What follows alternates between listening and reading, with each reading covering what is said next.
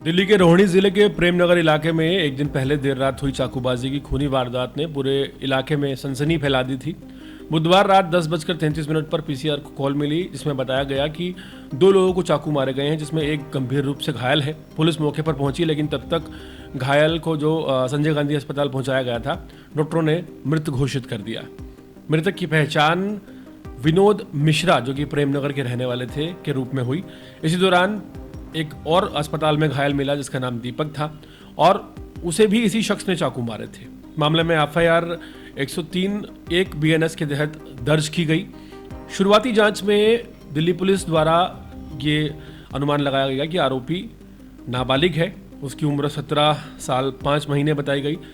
लिहाजा इतना जघन्य अपराध करने के बावजूद भी उसे जेल की सलाखों के पीछे ना भेजकर बाल सुधार गृह भेजा जाना तय माना जा रहा था। लेकिन इस वारदात में एक बड़ा मोड़ उस वक्त आ गया जब पता चला कि आरोपी द्वारा उसकी उम्र 1 साल कम बताई गई है। पुलिस ने जांच की तो पता चला कि इस दरिंदे की उम्र 18 साल 5 महीने है। इसके बाद पुलिस ने उसे जुवेनाइल जस्टिस के सामने पेश करने के बजाय एक अपराधी की तरह गिरफ्तार कर लिया है। इस आरोपी का नाम हिमांशु है और ये वही दरिंदा है जो कल तक इस भ्रम में जी रहा था कि पुलिस और कानून उसका कुछ नहीं बिगाड़ सकते। अपने दिए गए एक मौखिक बयान में इसने बेहद ही घटिया बात कही थी। जब इससे पूछा गया फॉर्मली कि विनोद की जान क्यों ली और दीपक को क्यों घायल किया, तो इसका जवाब था, मोबाइल नहीं दे रहा था, मैंने 15-17 चाकू मार दिए। लेकिन जैसे ही पुलिस को यह बात पता चली, ये सच्चाई पता चली कि आरोपी हिमांशु प्रेमनगर का रहने वाला अपनी उम्र छिपा रहा है, पूरा खेल बदल गया। अब इस हत्यारे को कानूनी कार्रवाई से कोई नहीं बचा सकता। अब जरा सोचिए, ये वही अपराधी है जिसने सिर्फ अपनी अय्याशी और लालच के लिए 2 लोगों पर जानलेवा हमला कर दिया। एक शख्स विनोद मिश्रा को जान से मारने के बाद भी ये शख्स नहीं रुका। अगर इसकी उम्र 1 साल कम होती तो ना पुलिस के पास अधिकार था कि इसे गिरफ्तार कर पाती और ना ही हमारे पास ये हक था कि हम इसकी पहचान तक आपको बता पाते।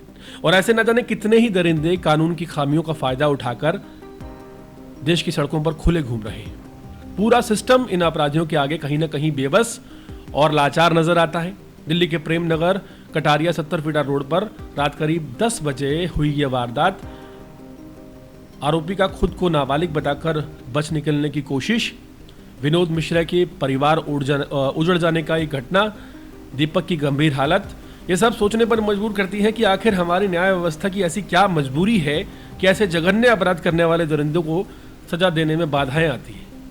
हाल फिलहाल विनोद मिश्रा, जो कि एक मोबाइल लूटने वाले हिमांशु का शिकार हुए, उनके परिवार को कम से कम अब ये उम्मीद तो है कि इस दरिंदे को सज़ा ज़रूर मिलेगी। लेकिन सवाल फिर वही है कि नाबालिग होने का जो फ़ायदा उठाकर इस तरह के दरिंदे लगातार, आप कह सकते हैं कि दिल्ली की सड़कों पे और देश की सड़कों पे हैवानियत कर रहे हैं, इनके लिए क्या प्रावधान हमारी सरकार और हमारी न्याय व्यवस्था आने वाले समय पर लाएगी, क्योंकि सबसे बड़ा गंभीर खतरा हमारे समाज को इन्हीं से है।